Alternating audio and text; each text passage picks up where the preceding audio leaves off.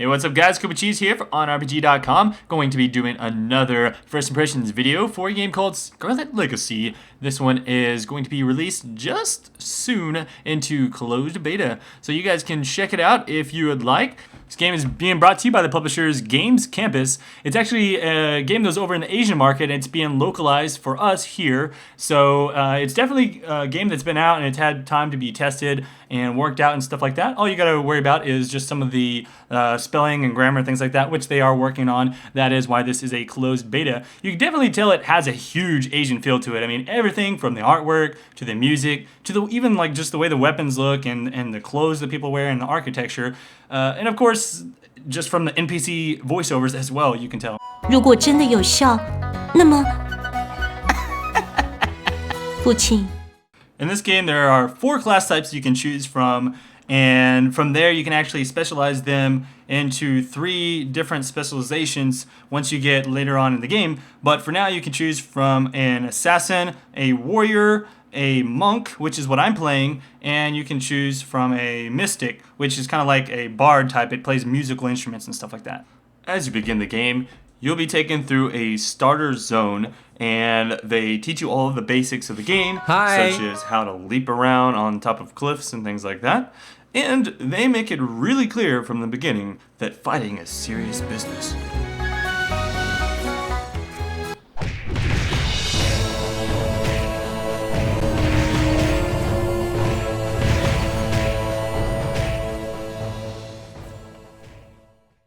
Whoa, that is some epic music whenever you have to fight. Anyways, if you guys enjoy the music, you can leave that on, but I actually had to turn it off after a while, as it does get kind of repetitive. But that's just one part of most games. I usually turn the music off in every single game I play, so that's just my personal bias. Anyhow, there are some other really neat things in the game as well. I know there's going to be a big emphasis on silly mounts in this game. In fact, look at this one. And this is what happens when you try and light your farts on fire.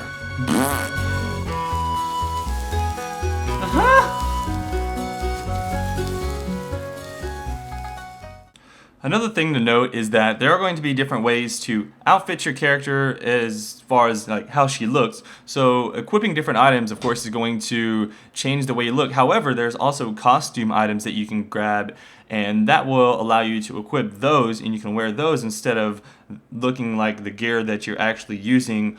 And so there's a lot of customization that you're going to have with your character in that sense. The questing in this game is quite intense, actually. I had this one mission where I had to storm the castle. Let's just check that one out. Alright boys, it's time to go. We're gonna run up this ladder and we're gonna jump on the wall and kill everybody. Okay, let's ride. Oh, wait, where is everybody? There's no one here. There's no one to kill. Dang. Your quest is in another castle. Oh, man. Okay, time to go. Okay, so maybe I was trolling. That wasn't an actual quest. But most of the quests are just the standard ones that you would expect. You know, run around, kill 10 of these guys, kill 10 of those guys, pick up a few things.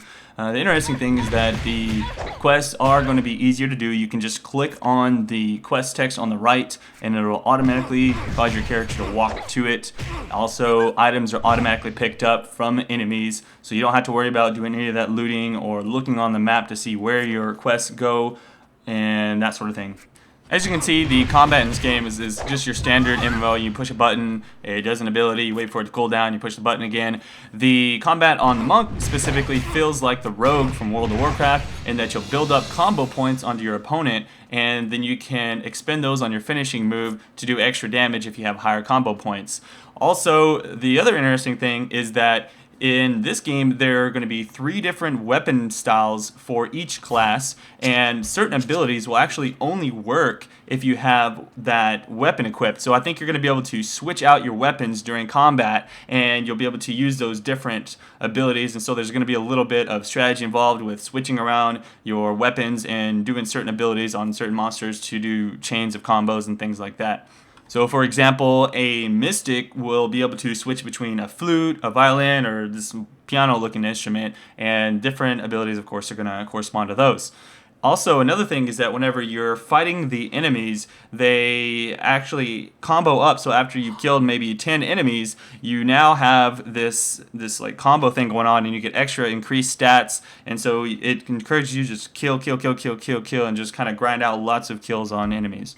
They've added in this little storyline element to the game also. It's called a magic mirror, and every time you get a new storyline component, it'll flash in the top right of your screen, and then you can click on it and it'll bring up a list of storyline things. You can listen to it. They're voiced over. Of course, they're all in Chinese or whatever, so you probably can't understand those unless you speak Chinese, but it does have the subtitles, so you can at least read what they're saying and kind of get a feel of how the storyline's going, and then you actually get quite a bit of experience for just listening to all those. The last thing I have info on is the crafting professions in this game. There are going to be 10 different crafting professions that you can go into, such as tailoring and first aid and crafting weapons and even hunting and things like that. So there's going to be a big emphasis on customization of your character and your class and the trading that you can do within the game also.